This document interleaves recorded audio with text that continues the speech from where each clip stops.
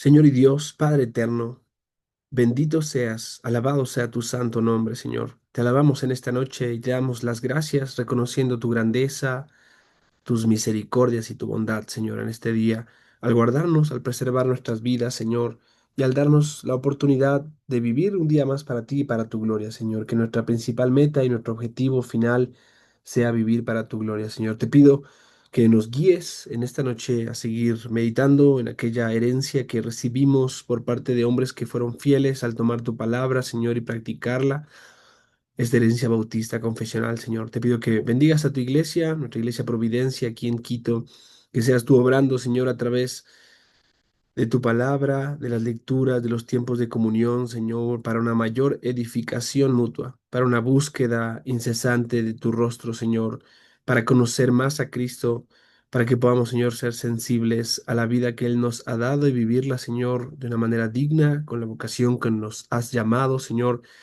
Te pedimos porque nos lleves a vivir más y más en la piedad que hemos recibido y en la manera en la que nos pides que vivamos en santidad, en verdad, en justicia. Te rogamos, Señor, glorifícate en tu iglesia y guarda cada familia, cada hermano y hermana, Señor. Te pido, Señor, que seas concediéndonos tu espíritu en total dependencia de Él, nosotros, Señor, para que nada hagamos según nuestra voluntad, sino la tuya, Señor. Para que nuestro anhelo sea hacer tu voluntad, sea tomar tu palabra en serio, sea recordarnos que es autoridad y es final. Y te pido, Señor, que guíes a cada una de las almas aquí, a que podamos contemplar más y más la gloria de Cristo, Señor. Ayúdanos en nuestras debilidades, sosténnos con tu diestra de justicia, Señor, y te ruego ahora que nos dirijas en esta lectura. En el nombre de Cristo Jesús. Amén. Amén. Amén. Muy bien. Todos aquí vamos a compartir la pantalla y empezamos nuestro tiempo de lectura. Son bienvenidos. Aquí estamos exactamente así. Y, y, y, y- y esto es en acá. Listo. Muy bien. Estamos acá. Espero puedan verlo bien. Esto lo pongo acá abajo. Es más fácil. Y esto es así. Muy bien. Estamos en el capítulo 4 y estaremos observando lo que se conoce como los oficiales designados por Cristo. Son los obispos y los ancianos, ¿sí? Página 153, capítulo 4. Los oficiales designados por Cristo son los obispos y los ancianos. Así que vamos a caminar a partir de este capítulo. La Segunda Confesión de Londres identifica dos oficios en la iglesia local. Esa es la Segunda Confesión de Londres que abrazamos. Nuestra iglesia abraza esta confesión. Nos suscribimos a esta confesión. Somos una iglesia confesional, así que ahí se resume lo que creemos que la Biblia enseña con claridad, pero a través de afirmaciones concisas, cortas. Y entonces, esta confesión identifica dos oficios en la iglesia local.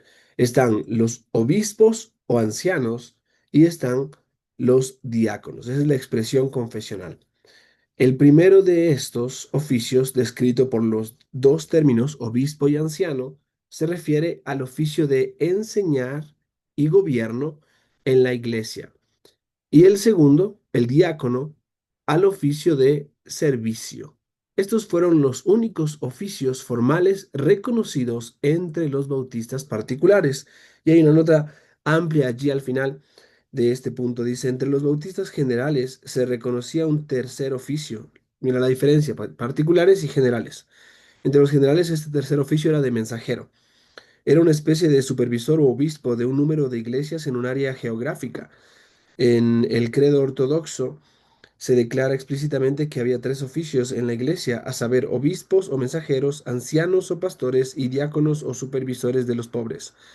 Estos obispos o mensajeros tienen el gobierno de aquella iglesia que había votado por su elección. Obviamente esto está en los documentos históricos que muestran cómo las iglesias generales y no las particulares como las nuestras en ese sentido tenían este tercer oficio, ¿no? Los bautistas particulares, en este caso nosotros, también tenían mensajeros, pero eran simplemente representantes que las iglesias enviaban a las reuniones de las asociaciones y a las asambleas generales. Eso también es una práctica actual en nuestro tiempo. Así que dicho esto, vamos a acercarnos a la declaración confesional. Y aquí tenemos esta declaración confesional. Déjame ampliarlo un poco más, que es más fácil para que todos puedan verlo. Nuestra confesión de fe dice en el capítulo 26, el párrafo 8, esta expresión con respecto al gobierno de la iglesia.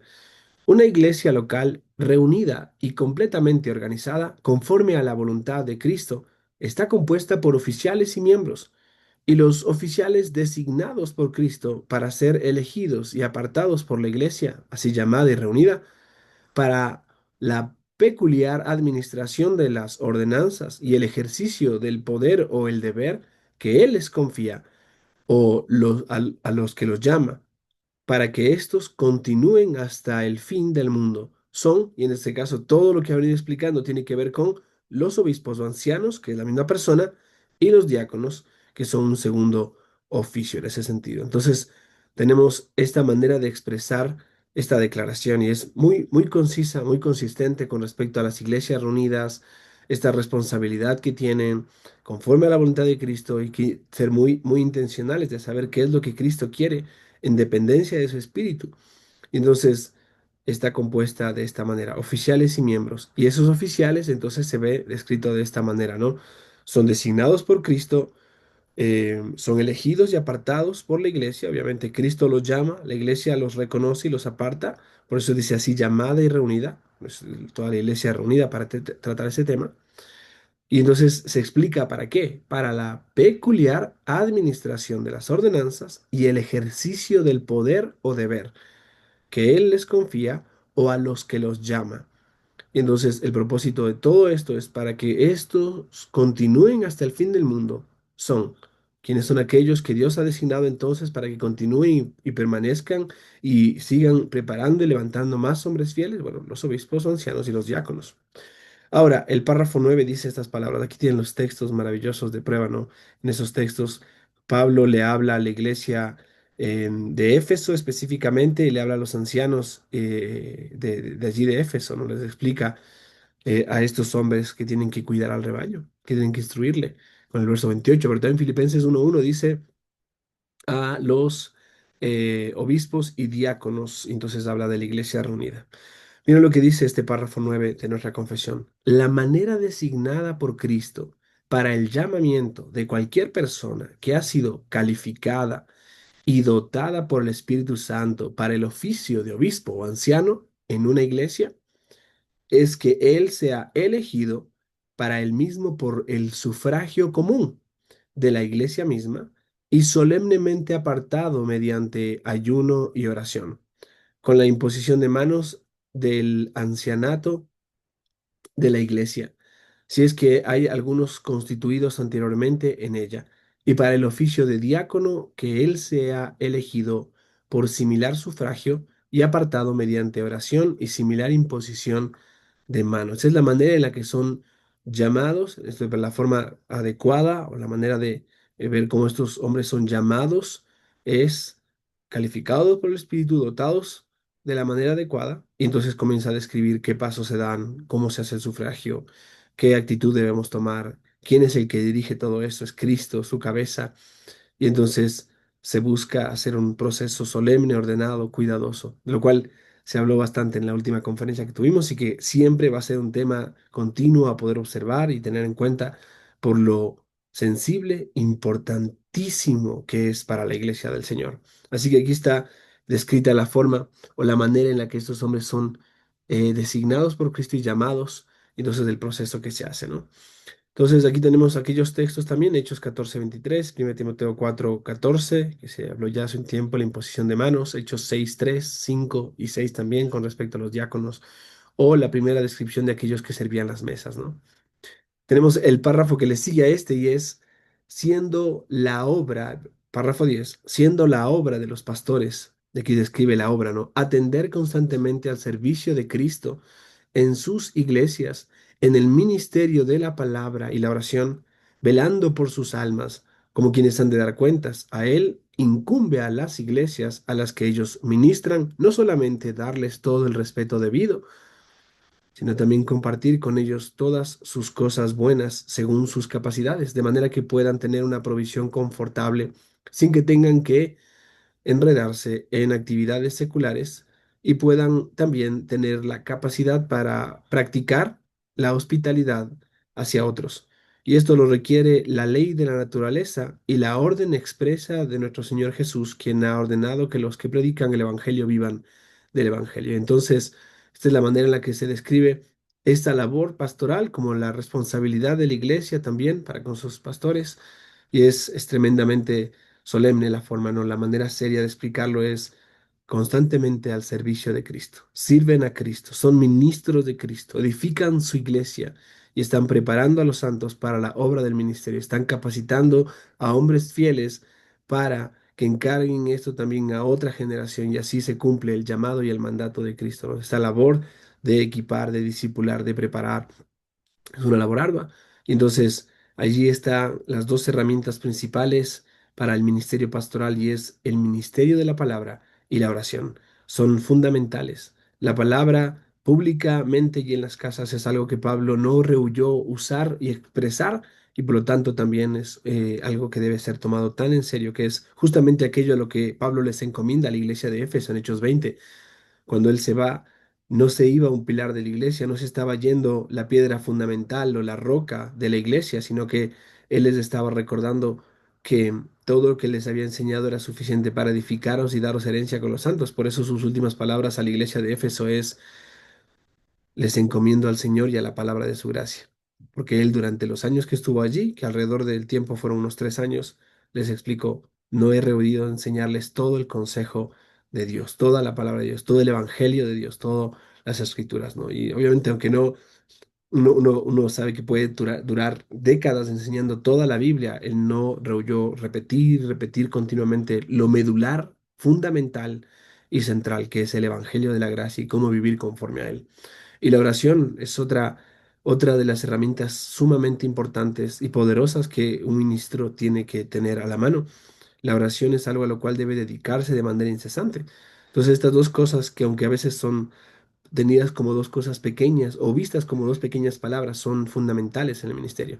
Luego entonces está lo que la iglesia presenta, ¿no? Y es la forma en la que la iglesia cuida y vela por sus ministros, y es velando por sus almas. En este caso, los pastores velan por las almas de la iglesia, de los miembros, como quienes han de dar cuentas a él. Ese texto está tomado directamente de Hebreos 13:17. Entonces, en ese sentido, incumbe a las iglesias a las que ellos ministran. Entonces, esto es lo que les incumbe a aquellas iglesias o a la iglesia y sus miembros a las que estos hombres ministran. Y entonces comienza a describir cuál es la responsabilidad de la iglesia. Dice, no solamente darles todo el respeto debido.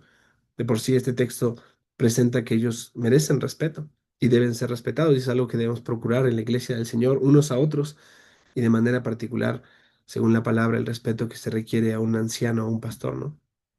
Pero también, no solo eso, sino la manera en la que la iglesia participa activamente al velar y cuidar a sus pastores según sus capacidades, compartir con ellos aquellas cosas buenas que pueden ser de bendición, de tal manera que ellos puedan dedicarse al ministerio, puedan tener provisión confortable, puedan no enredarse en otras actividades seculares y eso les permita servir, entregarse y rendirse a la obra del Señor. Y es algo que me alegra mucho saber que vamos aprendiendo poco a poco y se va practicando desde el principio y que es muy importante. Algunas congregaciones en Latinoamérica no tienen este principio y entonces lamentablemente muchos pastores son bivocacionales, digo, no siendo malo, pero digo en el sentido en el que la iglesia no entiende el principio y por lo tanto no sostiene a su pastor, porque hay iglesias que no pueden sostener a su pastor o a sus pastores y por lo tanto ellos se van a involucrar en todas las cosas que sean necesarias con tal de poder sostener a su familia y alimentar a su familia y que puedan tener sustento y abrigo, como dice el texto que predicamos este domingo.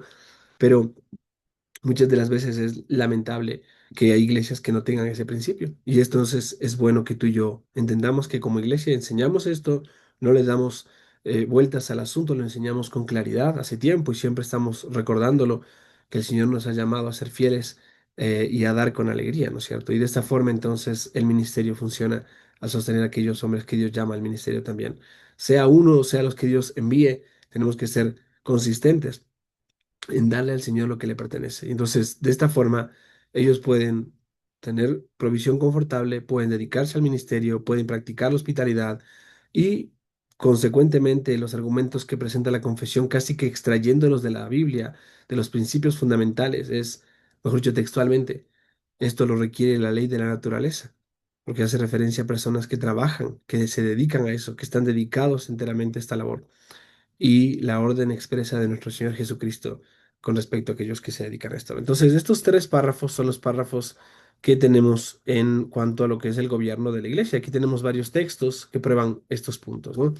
Avanzando, mis amados hermanos, los oficiales son designados por Cristo, quien ha establecido cualificaciones y directrices para que aquellos hombres ocupen su oficio. Cuando son instalados, tienen funciones específicas y los pastores han de recibir compensación financiera por su obra, de modo que puedan dejar a un lado sus empleos seculares y dedicarse a cumplir su ministerio. El concepto de oficio estaba enraizado en la convicción de que Cristo es un Señor activo que está presente sobre la iglesia y escoge y dota ciertos individuos como los requisitos para el servicio, perdón, con los requisitos para el servicio. Hansard Nollins entendió el oficio como algo divino y sagrado, pero no señorial. Era una posición designada con la firme convicción de que Cristo mismo estaba activo en la selección de aquellos que debían ser apartados, aunque esto no provee al designado ningún tipo de posición aristocrática. Muy importante las palabras y los usos, ¿no? Nehemías Cox consideró que el oficio era tan importante que aseveró que cada congregación particular tiene no solo el derecho, sino que está atada al deber de disponerse en ese orden y bajo esa regla y gobierno que Cristo ha designado en su testamento. Estas son palabras, ¿no? De Maya Cox. Para usar el lenguaje de la confesión, una iglesia no estaba completa hasta que estuviera provista de oficiales debidamente instalados. Debidamente instalados. Y esto es maravilloso leerlo porque nos recuerda en dónde nos encontramos, ¿no? Una iglesia puede estar establecida. ¿Y cuándo comienza una iglesia?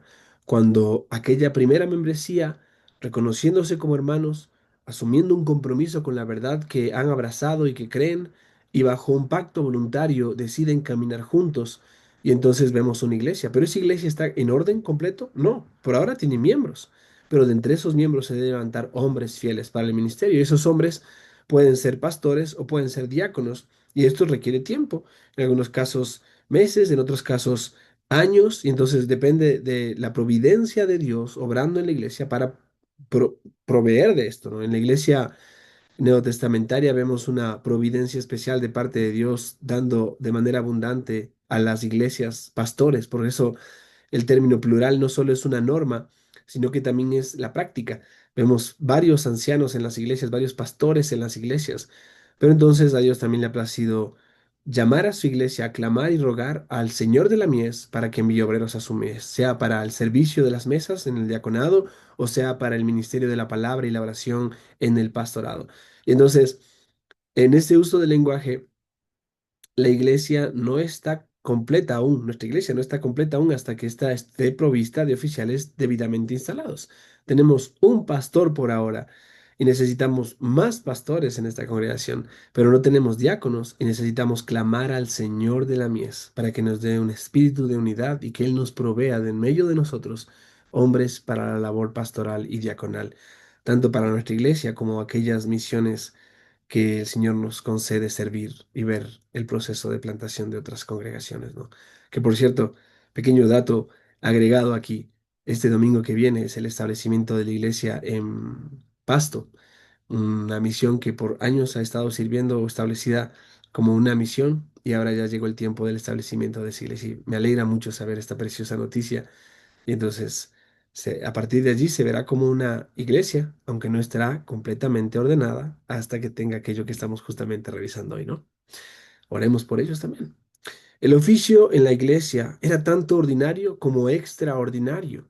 Se consideraba que los oficios extraordinarios, en este caso apóstol, evangelista y profeta, habían llegado a su fin con el completamiento del canon de la escritura. O sea, se completó la revelación escritural y por lo tanto entonces ya no se requería de aquellos oficios extraordinarios para esta labor que confirmaba o describía o presentaba esta revelación, sino que ahora está completa. Pero que los oficiales ordinarios, ancianos y diáconos, continuaban a través de la era apostólica. Y entonces, estas palabras, oye, yo estoy un poco, ¿dónde estoy acá? Ya, de la era apostólica. Esto es en las palabras de Cox, continúan siendo sus términos. Los apóstoles antecedían a la iglesia y recibieron su llamado y designación, o sea, nombramiento, directamente de Cristo. Los ministros ordinarios no son de los hombres, en el sentido de que la autoridad de ellos no se deriva de la humanidad, sino por los hombres, o sea, que no están sujetos a los caprichos de la autoridad y designios humanos, sino que son, escuchen esto, por medio de los hombres, en el sentido de que los ministros ordinarios son llevados a su oficio por medio del llamado de la iglesia. Benjamin Kidd, esa nota está excelentísima. Sigue siendo Cox expresando estas cosas, amados hermanos.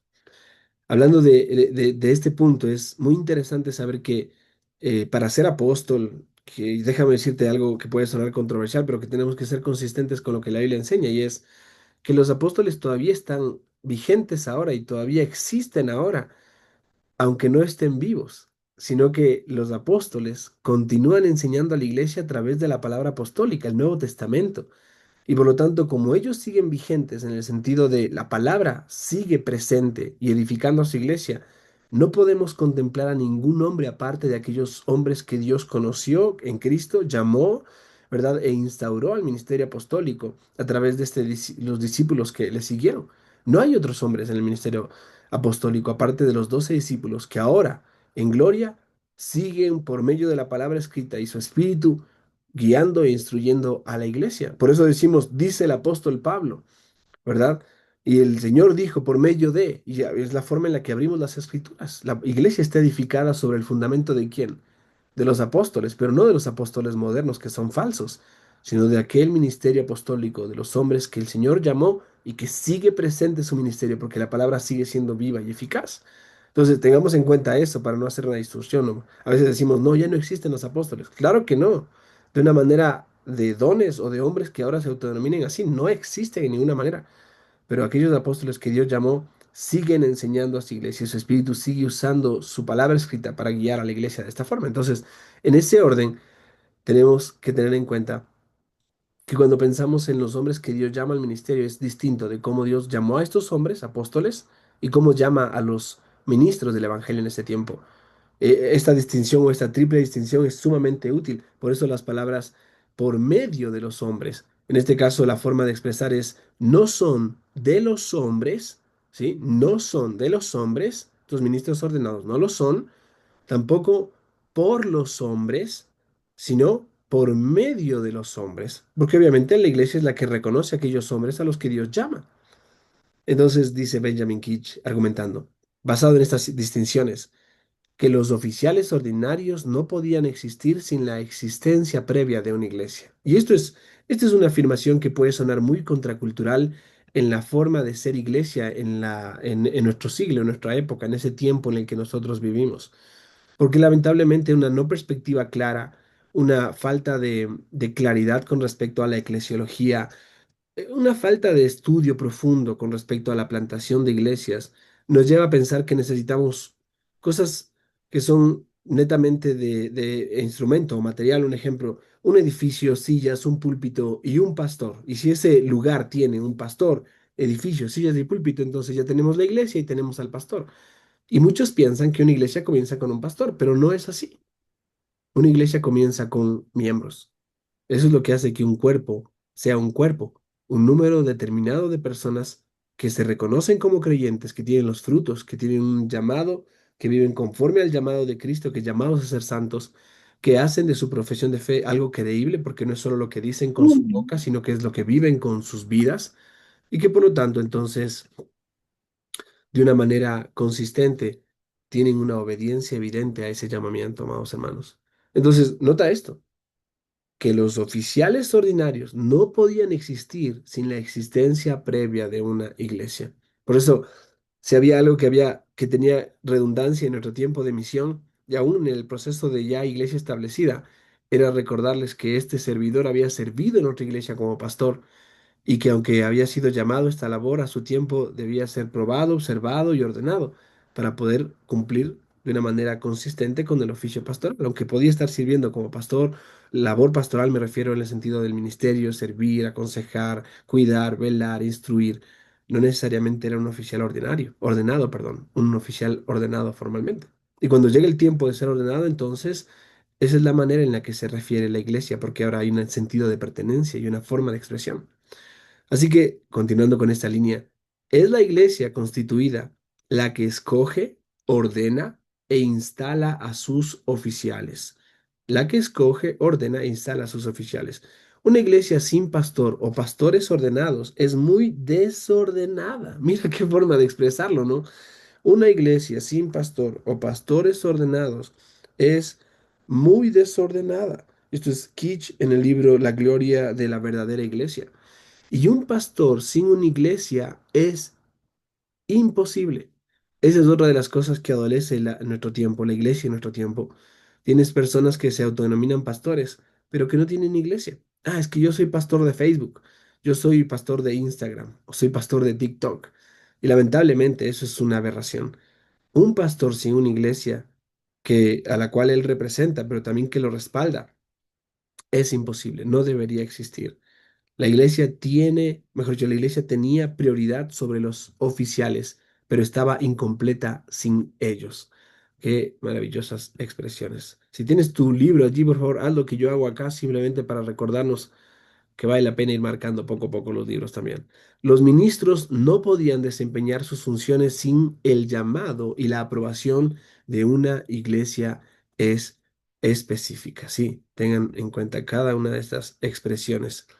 Los ministros no podían desempeñar sus funciones sin el llamado y la aprobación de una iglesia específica. Entonces, la declaración confesional señala que había dos clases de oficiales, los obispos o ancianos. Aquí es donde algunas personas tropiezan, ¿no es cierto? No, es que están los obispos y luego están los ancianos. No, no, no, no. Dice obispos o ancianos. Es la misma persona, solo que una referencia distinta en cuanto al nombre que lo caracteriza. ¿Sí? El significado de cada palabra cuenta aquí. Y los diáconos, ahí sí hay una distinción. Entonces, es importante ver cómo se distingue esto. A veces la palabra, el nexo relacionante y o y hace una distinción y a veces conecta una idea. Por ejemplo, en este caso, el nexo relacionante, que es la Y acá, nos muestra que se distinguen aquellos obispos o ancianos de los diáconos. Pero en el caso de Efesios capítulo 4, donde se describe que Dios dio dones a los hombres, o sea, le entregó regalos a su iglesia, y esos regalos eran llamados de esta manera, apóstoles, profetas, evangelistas. Hasta allí lo que encontramos es que esos son los regalos que Dios le dio a su iglesia de manera inicial. Por eso la iglesia comienza de esta manera tan extraordinaria. Pero luego dice pastores y maestros. Ahora, el nexo relacionante allí, la Y, no hace distinción, sino caracteriza a el pastor. El pastor es un maestro. Esa es la diferencia. Y es bueno entender cuándo se usa ese término. Por eso hago la distinción acá. Los primeros ocupaban el oficio de servir gobernando en la iglesia. Estos son los ancianos, pastores o obispos, la misma persona. Mientras que los últimos eran entregados para ser sirvientes. Qué palabra tan noble, amados hermanos. Como Pablo decía, ténganos los hombres como administradores de Dios.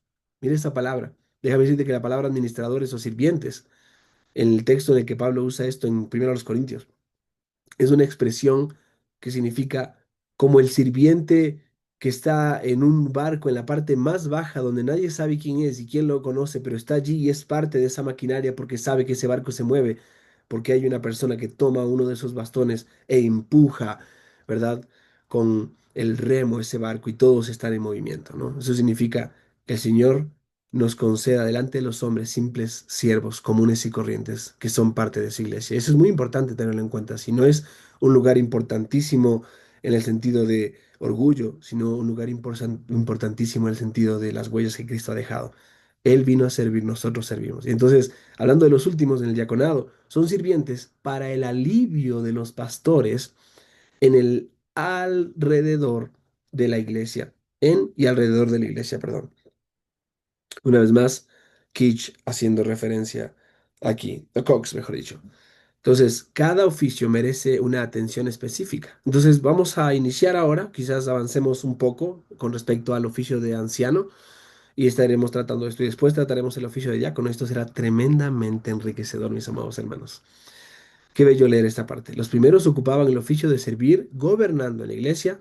Los dos sirven, solo que los unos gobiernan, mientras que los otros eran entregados para ser sirvientes para el alivio de los pobres. Yo hace un momento leí mal, ¿no? Dije, pastor, para el alivio de los pobres. Mm, El texto de Hechos 6 hace referencia a eso. La forma en la que los diáconos servían en el Nuevo Testamento muestra cómo ellos suplían las necesidades. Y ahí está el ministerio de misericordia. Los ministros de misericordia son aquellos hombres que Dios llama al diaconado. Gloria al Señor por ese servicio. Quiere el Señor darnos no uno, sino un puñado de ellos en una iglesia que va creciendo tan pronto y tan rápido de una manera a veces, digo yo, extraordinaria, ¿no? Adentrémonos entonces, amados hermanos oyentes, amigos y amigas, a esta lectura. El oficio de enseñanza slash gobierno, ¿no es cierto? Estamos hablando de que la forma en la que se gobierna una iglesia y que, por cierto, es muy importante entender que estos oficios, estos hombres son designados por Cristo, son reconocidos por la iglesia, Dios los llama, la iglesia los llama, ellos perciben un llamado, es comprobado, revisado, observado y a su tiempo debido, ordenado. Y por lo tanto, entonces, vamos a revisar esto con detalle. El oficio de enseñanza-gobierno se centra en los ancianos, aunque había otros maestros reconocidos, especialmente los hermanos dotados. Solo para avanzar acá seguramente se va a hacer referencia a esto, pero recuerden que este libro es la eclesiología práctica de los bautistas particulares en aquel entonces. Entonces, lo que quiero hacer es un énfasis escritural. Cuando leemos en la Biblia la palabra ancianos, esta palabra se usa para referirse a los pastores de las iglesias, no una distinción entre unos y otros, y lo vamos a ver más adelante. La palabra anciano viene del griego presbútero, que tiene que ver con el hecho de alguien que aconseja, que es parte del consejo, que es un consejero en la iglesia. En este caso es tomado del contexto del Antiguo Testamento de los 70 ancianos que comenzaron establecidos por Moisés y que después se convirtieron en el Sanedrín, en los consejos que dirigían las diferentes reuniones y toma de decisiones en el pueblo de Israel. Y entonces esto es tomado de allí y es refinado ahora en la vida de la iglesia. Por eso este hombre o los pastores cumplen con esta labor también. Luego tenemos el término obispo. Y este término no es tan judío en su raíz como en el término anciano, sino que la palabra obispo tiene que ver con un término griego que significa superintendente, observador, veedor, una persona que tiene un cargo de observar, de gobernar desde un punto de vista que sobrevé todo, supervisa. Es un término de obispo, una persona que está viendo por encima de y mira a la grey y cuida a la grey. Pero entonces uso el término grey para hacer referencia al cuarto, perdón, al tercer referencia y es pastor. Y la palabra pastor ya no tiene una connotación ni griega ni judía, sino común. Aunque ahora parecería ser un gran título para la gente, y entonces allí entra el pastor, ¿no es cierto? Y todos usamos toda esa forma de algarabía que se usa en diferentes iglesias. La palabra pastor no en ninguna manera es un título de súper importancia, sino más bien es la forma de referirse al servicio más noble y más básico que cumple una persona que cuida ovejas en el campo, que precisamente por esta labor se privaban de muchas cosas que normalmente muchos disfrutan, como tú imagínate el tiempo en el que se estaba celebrando la Pascua, eh, el pueblo estaba de fiesta y entonces en medio de eso los pastores estaban cuidando a las ovejas. Y ahí en el contexto de esto, en el Nuevo Testamento, en los Evangelios, se muestra que ellos pudieron ver la estrella y pudieron adorar al Señor en esto, ¿no? Ellos en medio de las fiestas estaban allí cuidando ovejas, una labor muy noble, muy sencilla, muy simple, muy humilde o humillante. Entonces, ¿qué involucra esta labor? Cuidado, alimentación, sanar, proteger y toda una serie de cosas, ¿no? Entonces, cada connotación, cada palabra tiene connotaciones importantes para referirse a la misma persona que Dios llama al ministerio pastoral en la iglesia. Así que dicho esto, también hay una distinción acá y esta distinción es importante. Perdón, mis hermanos. Esta distinción es que podían haber hermanos dotados. Y esos hermanos dotados, miren esta palabra, ténganla bien en cuenta, podían ser maestros reconocidos, aunque no gobernantes, ¿sí? Podían ser personas que tenían la habilidad, la capacidad o el don directamente de lo que es la enseñanza, pero que no necesariamente ejercían un oficio de pastorado o diaconado en la iglesia, sino más bien podían predicar, ayudando al ministerio pastoral, ¿no? En ese sentido. Hablemos de los ancianos entonces, porque después hablaremos de los hermanos dotados. El oficio ordinario más significativo en la iglesia era el de pastor o anciano, ¿sí? El oficio ordinario más significativo en la iglesia era el de pastor o anciano. La relación entre este oficio y la iglesia local estaba bien definida en la forma de gobierno bautista particular. Así que hablemos de los ancianos y la iglesia local. Los ancianos y la iglesia local. La noción de que los oficiales eran esenciales para el bienestar de las iglesias provee un indicador contextual importante para el entendimiento de la relación entre ambos. Aunque la iglesia procedía y circunscribía el oficio, precedía, perdón, y circunscribía el oficio, en este caso, la iglesia es antes que el oficio y reconocía el oficio, era insuficiente sin estos oficiales. El papel del oficio, especialmente el del anciano, era considerado como fundamental para que la misión de la iglesia tuviera éxito. Las congregaciones sin ministros debidamente ordenados no podían cumplir sus funciones en cada uno de los aspectos como debían. Entonces, notan los términos, ¿verdad? Esencial, fundamental, no podían cumplir sus funciones. Recuerden que Pablo le dijo a Timoteo que debía corregir cosas en la iglesia de Éfeso, y Pablo le dijo a Tito que corrigiera lo deficiente. Lo deficiente de forma inmediata en aquel entonces era la falta de establecer ancianos en Creta, y por lo tanto, y establecieses ancianos sería. Obviamente, a esto le sigue también el diaconado, pero ahora hablemos de los ancianos.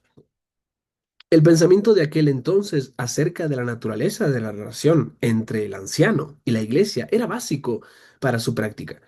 Los bautistas reflejan en este asunto los puntos de vista eclesiológicos de los escritores independientes que eran contemporáneos con ellos. ¿Hasta qué punto le estaban permitiendo a los ancianos desempeñar sus funciones en sus oficios? ¿Era universal su autoridad ministerial, extendiéndose a todas las iglesias de la misma fe y práctica, o estaban limitados en alguna manera? Varios escritores trataron estos asuntos. Los puntos de vista de dos escritores independientes claves, John Owen y Thomas Goodwin, y de varios bautistas particulares, arrojaron luz sobre esta cuestión. Entonces, tal vez el escritor más importante de la forma de gobierno congregacionalista en la segunda mitad del siglo XVII sea John Owen. John Owen. Sus libros definieron la práctica o las prácticas de los paidobautistas que participaron en la adopción de o suscribieron la plataforma de gobierno de Saboya. En este caso, hermanos amados que bautizaban infantes, pero que eran congregacionalistas. Ese es el punto. Él fue estimado como exegeta cuidadoso, una persona que extraía las riquezas de la palabra de una manera muy cuidadosa y fiel. También fue considerado como un teólogo con discernimiento y sus obras tuvieron una influencia enorme entre los no conformistas de la época, tanto paidobautistas como bautistas. Owen trata asuntos que están relacionados con este tema en varias partes. En su obra de 1667 titulada Una breve instrucción sobre la adoración a Dios y la disciplina de la Iglesia en el Nuevo Testamento, Owen toca el tema dos veces. La pregunta 21 a la pregunta 31 tratan los asuntos relacionados con los oficiales de la iglesia, según, en ese sentido, no trata con los asuntos relacionados con los oficiales de la iglesia. Deben 2 segundos, porque me parece que, no me quiero equivocar, me parece que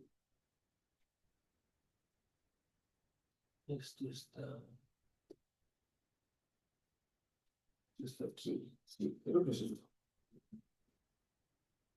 Quiero estar seguro de lo que estoy leyendo, ¿no? Porque hay documentos que no recuerdan en dónde estamos. ¿Cuál es la pregunta? 21, ¿no? 8, 14, 16. Sí, sí, sí, tal cual. Pregunta 21. ¿Qué tipos de oficiales han sido establecidos para el gobierno de la iglesia?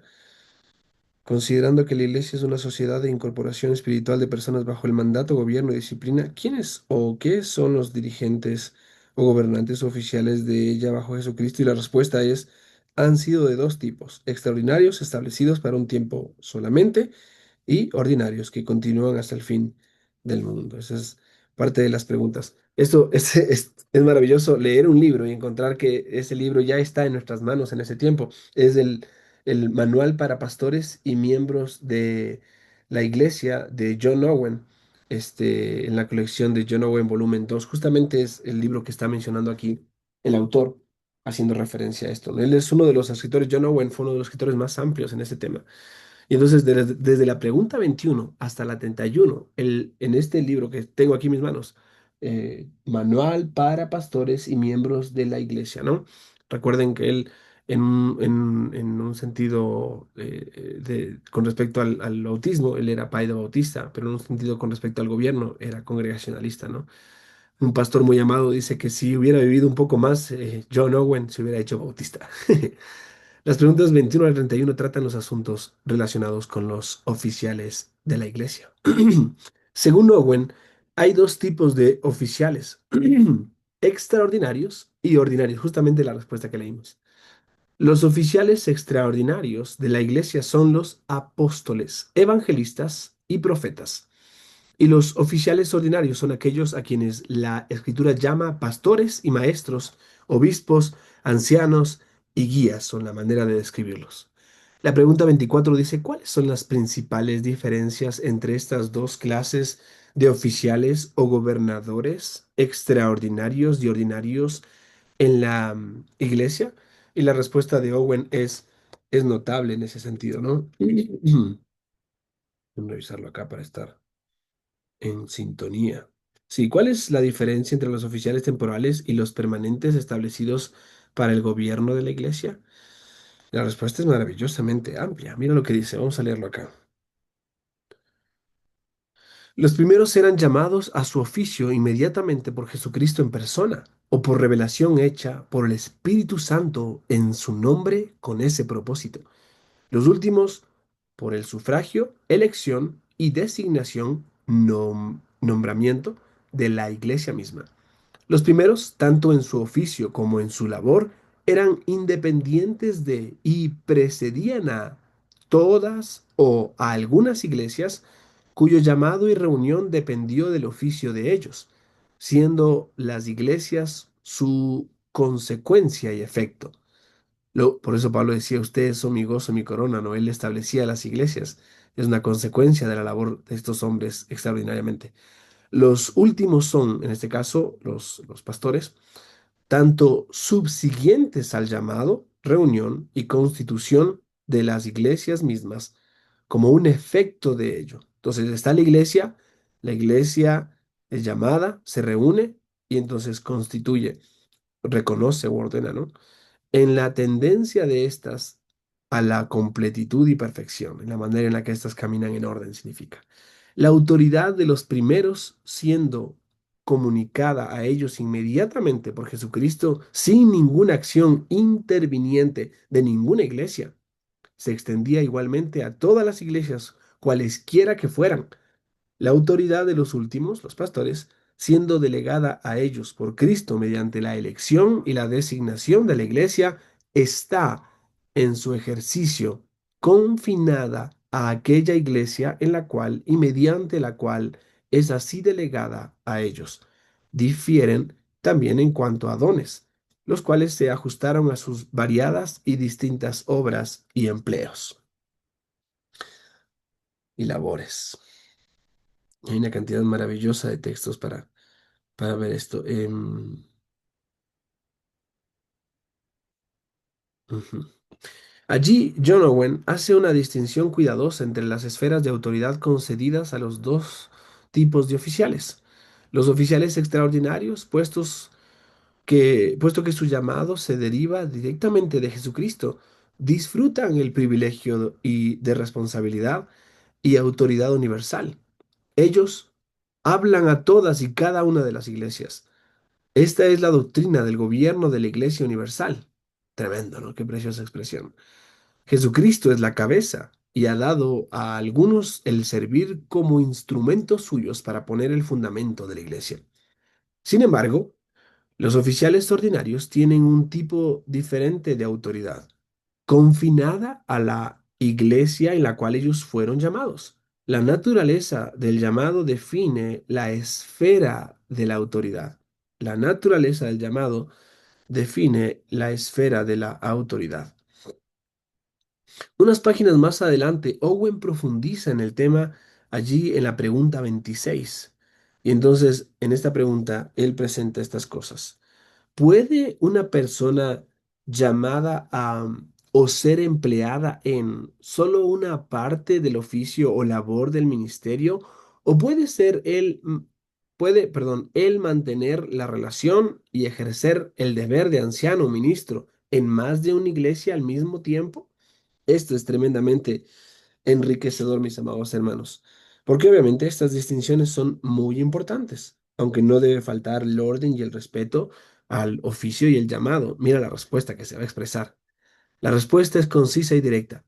Ninguna de estas cosas tienen orden o proceden de las escrituras. Ninguna de las anteriores tiene justificación o precede en las escrituras. Ni la primera de ellas es consistente con la autoridad del ministerio, ni la segunda con el deber del mismo, ni ninguna de ellas con la naturaleza de esa relación que existe entre los ancianos y la iglesia. Ahora, esto requiere explicaciones, ¿no? Las escrituras que se dan como apoyo son Hechos 14:23, Primera de Pedro 5:2 y Hechos 20:28. La segunda parte de esta pregunta es la importante para este estudio. Obviamente, estos maravillosos textos nos recuerdan, por ejemplo, en Hechos 14, que cuando habían cumplido la labor de plantar las iglesias, ellos regresaron en cada una de estas iglesias, establecieron ancianos. Y no eran ancianos para todas las iglesias, sino para esa iglesia donde se estableció esa localidad. Y entonces, esas distinciones son importantísimas.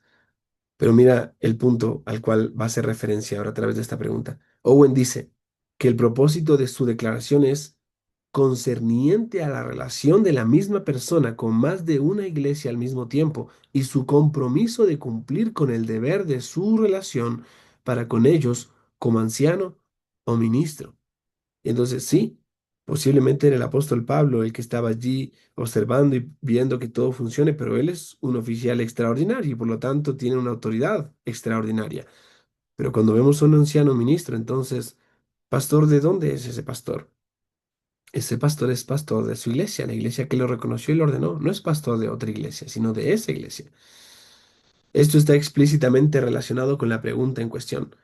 Aun cuando Owen probablemente estaba respondiendo a ciertas prácticas características de algunos de la Iglesia de Inglaterra, recuerden la Iglesia Nacional de aquel entonces, los principios que trata sobre son bastante relevantes. Él prevé dos circunstancias en las que uno mantendría una relación de anciano con dos o más iglesias.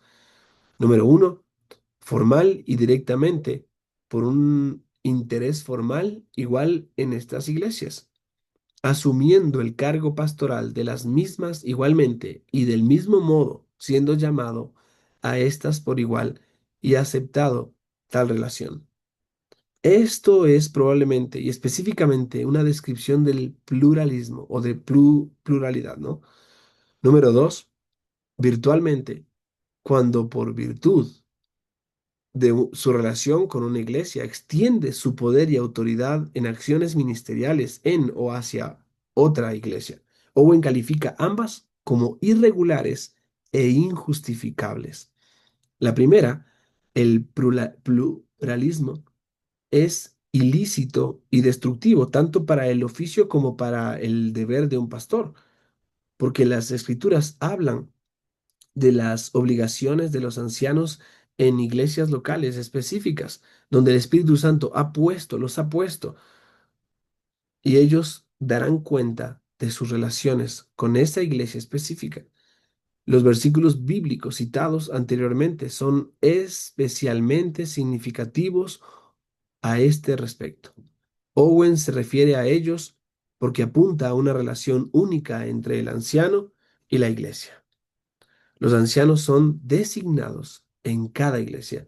Ellos han de pastorear el rebaño que está entre ellos. Y el Espíritu Santo los ha hecho supervisores de entre las personas de cierto rebaño.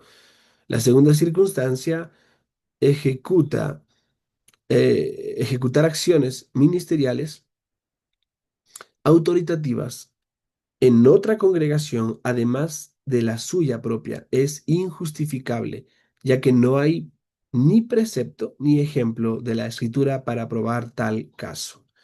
Esta es una maravillosa descripción. Para Owen, la relación con una iglesia es local. El llamado y la ordenación al ministerio circunscribe el campo en el cual las acciones ministeriales han de ejercerse. Un anciano no puede y no debe extender su autoridad ministerial más allá de la esfera del llamado de esa iglesia. En su traducción, en su tratado, traducción no oficial, la naturaleza de una iglesia, del evangelio y su gobierno, déjame leerlo de nuevo. En su tratado, La naturaleza de una iglesia del Evangelio y su gobierno, publicado en 1689, él reafirma esta misma postura. Y entonces, estas son las palabras. Es manifiesto cuán inconsistente es con este oficio y con su debida ejecución que cualquier hombre asuma la relación de un pastor con más de una iglesia, especialmente si están muy distantes entre sí. Esto es sumamente interesante porque hay casos, ¿no es cierto? Bueno, uno puede mencionar muchos ejemplos, pero en materia genérica, hay casos de pastores que dicen, yo soy pastor de 3 iglesias o soy pastor de 4 iglesias, ¿no es cierto? Y esas iglesias son las que yo pastoreo. Entonces yo las dirijo de esta manera y así es como esto funciona. Entonces yo gobierno esas iglesias. Eso no es consistente, es inconsistente. Si una es muy distante de otra, me ha dado mucha pena. A veces escucho de esta perspectiva de gobierno de iglesias que hay en nuestro país con respecto a zonas quichuas. Y lo digo con tristeza, porque hay un trabajo tan precioso. Precisamente la semana que viene estaré dando una clase en la Facultad em, Teológica Bautista Reformada de Imbabura con nuestros hermanos quechuas allá en Otavalo. Y entonces me encanta ver cómo tantas iglesias están ahora adhiriendo a la búsqueda de orden en sus iglesias, aún entendiendo que la cultura no debe gobernar la iglesia. Pero no todas las culturas en nuestro país han sido alcanzadas todavía. Vamos de a poquito, pero me encanta ver cómo avanzamos poco a poco en esas cosas. Ahora, menciono esto porque hay iglesias donde no solo se ve el oficio de pastor como algo, no se le ve como algo importante, sino que es más importante un presidente, un secretario, sino que a veces ellos asumen la responsabilidad de un pastor que gobierna varias iglesias. Entonces ese pastor visita esta iglesia cada 2 meses o cada 3 meses, ve que todo está en orden, predica y se va. Él es el pastor de esa iglesia, pero esa iglesia no tiene un pastor que los cuide y que pastoree sus almas, sino una persona que viene cada 2 o 3 meses y está allí y ve que todo esté bien, pero no hay un cuidado directo. Pueden ser fácilmente arrastrados. Por eso es inconsistente. Es un ejemplo simplemente para citarlo acá. El peso de bueno, eso en materia de cultura en nuestro país, pero también es una perspectiva que va en contra de la forma de gobierno presbiteriano, que realmente no es de acuerdo a la forma de gobierno congregacionalista, que es el que abrazamos, ¿no? El peso de la cuenta que debe darse por las almas de los hombres debe ser suficiente para condenar la práctica de relaciones eclesiales múltiples. Otro escritor importante es Thomas Goodwin. En su extenso tratado de la constitución, el orden correcto y el gobierno de las iglesias de Cristo. Al parecer, escrito mientras la Asamblea de Westminster estaba sesionando, o sea, se reunía. Goodwin habla del tema de la comunión intereclesial. Los debates eclesiológicos de la asamblea son bien conocidos, ya que Goodwin y los demás hermanos disidentes, Burroughs, Ye, Simpson y Bridge, trataron de argumentar en contra del presbiterianismo prevaleciente en el resto de la asamblea. El tratado de Goodwin acerca del gobierno de la Iglesia es una presentación cuidadosamente matizada de los principios de la independencia, según se estaba desarrollando en las iglesias congregacionalistas en ciernes que estaban empezando, no hay movimiento en ese sentido. No había muchas, pero estaban allí. En los capítulos 9 y 10 del libro 5 él trata el tema de los ancianos y su relación con una iglesia o iglesias. ¿Tienen los ancianos como ancianos el derecho a ejercer su oficio más allá de la esfera de sus propias iglesias locales? Para la parte presbiteriana, la respuesta era claramente que sí. Semejante noción es inherente al sistema presbiteriano, tiene que ver con ello, es la forma de gobierno. Pero para Goodwin el asunto es más complejo. Él argumenta que los ancianos deben ser vistos en función de dos tipos básicos de poder.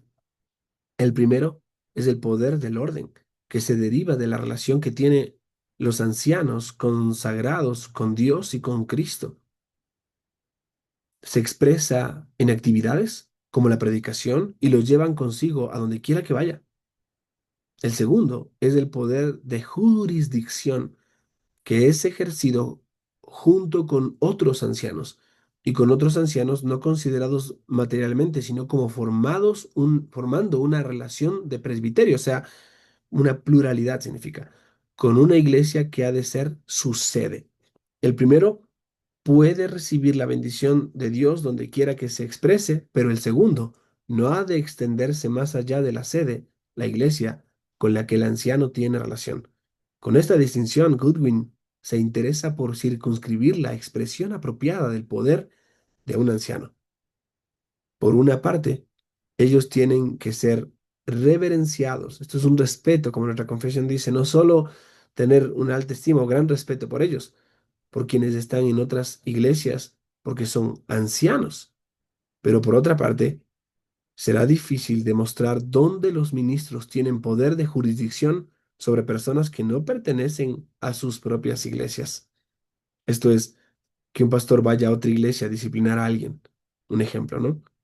Él tiene esa autoridad en su iglesia y bajo el orden de su iglesia, y no necesariamente esa jurisdicción se ha dado para con otra iglesia, y aún en su iglesia tiene que sujetarse a lo establecido. En sus propias palabras, Goodwin dice, una iglesia particular puede recibir ancianos de otras iglesias y recibirlos como ancianos con respecto a algunas acciones, como la predicación y cosas similares, pero no con respecto a acciones de jurisdicción. Esto es sumamente importante. Se debe declarar que Goodwin sí dejó un margen para que los ancianos ejercieran acciones de jurisdicción en iglesias que no fueran las suyas propias, pero esto ha de ser solo ocasionalmente y a petición específica de la segunda iglesia. Y aquí, obviamente, podemos decir que hay algunas cosas en las que podemos estar de acuerdo, ¿no? Que en nuestra práctica se puede, se puede reflejar también. Pero si los ancianos de otras iglesias pudieran ejercer acciones de jurisdicción ocasionalmente, en algunos casos sobre iglesias con las que ellos no tienen una constante relación de ancianato, en virtud de la comunión católica de las iglesias, entonces la comunión que tenemos por pertenecer a Cristo, la catolicidad de la iglesia de todos los tiempos, aún así la sede en la cual y los límites de extensión sobre los que esta jurisdicción ha de ejercerse, tiene que ser todavía una congregación local, y el llamado por el cual esta jurisdicción ha de ejercerse debería venir ocasionalmente de esa congregación, en caso de escasez o necesidad, llamado que, por lo tanto, en tales casos debería ser diferenciado de una relación fija y constante de los ancianos con esa iglesia, siendo que este llamado es ocasional y de aquellos mismos en caso de necesidad, ya que la jurisdicción que los ancianos visitantes ejercen es sólo meramente ocasional y por ese tiempo. Y así, por este medio, aún dentro de los límites correctos que Cristo ha instituido para la sede de jurisdicción, se ajusta a estos y no se excede, para que el poder de la congregación misma sea por ello preservado también. Ahora, amados hermanos, esto no es muy distante a nosotros. Nosotros ya hay, como iglesia establecida, le concedimos y le pedimos de manera muy amorosa al pastor de otra congregación que lleve a cabo el proceso de la instauración de un pastor en nuestra iglesia. Y entonces esto es extenderle cierta jurisdicción o llámese autoridad para hacerlo bajo la autoridad de la iglesia. Entonces, él lo hace bajo ese orden, pero hasta allí. Y entonces, cuando ya hay un pastor, ya no se requiere de otro pastor en ese sentido que pastoree esa iglesia, salvo en la comunión de entre iglesias, el consejo que puede haber y el cuidado mutuo, ¿no? Pero en el sentido de jurisdicción, eso se limita a aquellos pastores que están en esa iglesia. Goodwin describe entonces los tipos de acciones que tenían en mente. Una congregación particular puede hacer uso de los ancianos de otra congregación para ordenar, ayudarles en la excomunión, etcétera. Tremendo, tremendo. Gente preciosa que ayuda a otras congregaciones. Aunque de inmediato fue cuidadoso al negar que estas acciones transmitieran poder a los ancianos visitantes en la iglesia visitada. La postura adoptada allí por Thomas Goodwin tiene similitudes con la de John Owen. La postura adoptada allí, donde estoy aquí, tiene similitudes con la de John Owen. Para cada uno de estos hombres, la iglesia local como cuerpo tiene primacía en las relaciones y la autoridad pastorales. Según Owen, la relación formal que se establece entre una iglesia y sus ancianos impide una relación formal semejante con otras iglesias. En Goodwin, en este caso, el énfasis está en la distinción entre las acciones ministeriales y el poder de jurisdicción. Si surgiera una circunstancia especial en la cual una iglesia necesitara llamar a los ancianos de otra iglesia por ayuda, dicha iglesia era libre para hacerlo, pero solo por una razón específica y claramente delimitada, y porque esa iglesia estaba solicitando esa ayuda. La noción de que los ancianos podían desempeñar sus funciones en relación pastoral formales con dos o más iglesias era infundada. Sus actividades ministeriales estaban en gran medida limitadas a las iglesias en las cuales ellos ejercían el oficio, o llámese la iglesia específicamente, ¿no? En la cual él ejercía o ellos ejercían el oficio.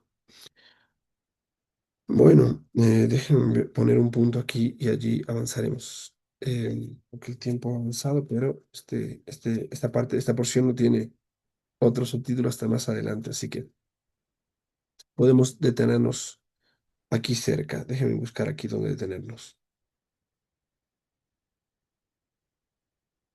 Ujú. Podemos avanzar tres párrafos más y ahí nos podemos detener, mis hermanos. Es muy probable que esta fuera la opinión prevaleciente entre los independientes y los bautistas particulares. W. T. Whitley registra las actas de una reunión de asociación celebrada en el 21 al 23 de septiembre de 1695 en Barnoldswick, al norte de Inglaterra. Las iglesias presentes eran independientes en su forma de gobierno y estaban a punto de adoptar una eclesiología bautista particular en toda su extensión, la cual claramente estaba presente para 1696, aunque no es seguro que hubieran dado este paso definitivamente en 1695. En aquella reunión se propuso la siguiente pregunta y se respondió como sigue. Si un pastor y anciano de una congregación puede regularmente ejercer acciones pastorales en una congregación con la que él ni tiene relación, ni oficio, ni membresía, sí o no. Mire esta pregunta. Si un pastor o anciano de una congregación puede regularmente ejercer acciones pastorales en otra congregación con la que él ni tiene relación, ni oficio, ni membresía, sí o no. Y la respuesta en sentido negativo, pero aún así juzgamos que puede hacerse consoladora y provechosamente en algunos casos de absoluta necesidad, con tal de que no se prolongue más que lo que estos casos persistan así. Añadimos además que nadie puede ejercer tales acciones en virtud de membresías o relación, solo si es llamado al oficio. Y obviamente, em, podemos llegar hasta aquí, mis amados hermanos. Después podemos continuar a partir de ello. Si quieres, haz una marquita en tu libro para saber hasta dónde llegamos y vamos a continuar a partir de este punto.